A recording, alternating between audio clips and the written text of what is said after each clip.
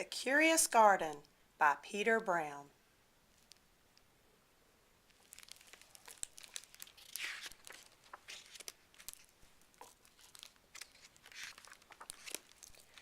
There once was a city without gardens or trees or greenery of any kind. Most people spent their time indoors. As you can imagine, it was a very dreary place. However, there was one boy who loved being outside, even on drizzly days. While everyone else stayed inside, you could always find Liam happily splashing through his neighborhood. It was on one such morning that Liam made several surprising discoveries. He was wandering around the old railway, as he did from time to time, when he stumbled upon a dark stairwell leading up to the tracks. The railway had stopped working ages ago, and since Liam had always wanted to explore the tracks, there was only one thing for the curious boy to do. Liam ran up the stairs, pushed open the door, and stepped out onto the railway. The first thing he saw was a lonely patch of color. Wildflowers and plants were the last things he had expected to find up there. But when he took a closer look, it became clear that the plants were dying. They needed a gardener. Liam may not have been a gardener, but he knew that he could help. So he returned to the railway the very next day and got to work. The flowers nearly drowned, and he had a few pruning problems. But the plants patiently waited while Liam found better ways of gardening. As the weeks rolled by, Liam began to feel like a real gardener, and the plants began to feel like a real garden. Most gardens stay in one place, but this was no ordinary garden. With miles of open railway ahead of it, the garden was growing restless. It wanted to explore. The tough little weeds and mosses were the first to move.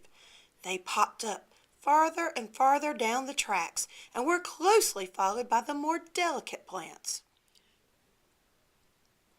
Over the next few months, Liam and the Curious Garden explored every corner of the railway.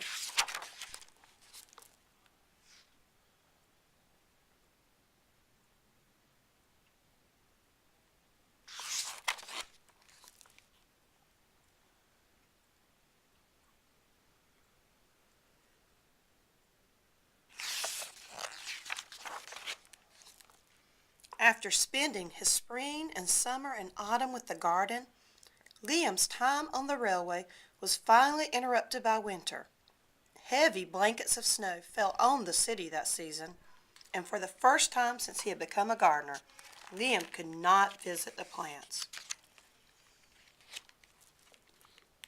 Rather than waste his winter worrying about the garden, Liam spent it preparing for spring. After 3 cold months, the snow finally began to melt, and Liam rolled his new gardening gear over to the railway. Winter had taken a toll on the garden, but thanks to Liam's planning, his handy new tools, and a little help from the sun, the plants soon awoke from their winter sleep. The garden had always wanted to explore the rest of the city, and that spring it was finally ready to make its move. Once again, the tough little weeds and mosses set out first. They popped up farther and farther from the railway and were closely followed by the more delicate plants.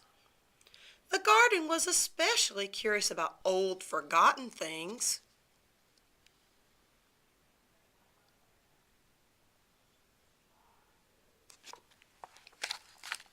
A few plants popped up where they didn't belong. Others mysteriously popped up all at once.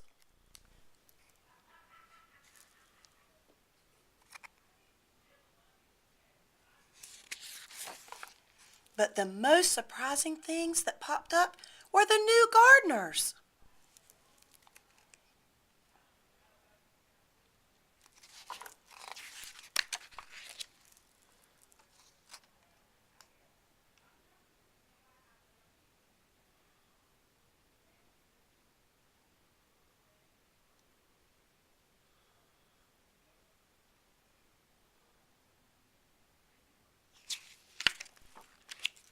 Many years later, the entire city had blossomed, but of all the new gardens, Liam's favorite was where it all began.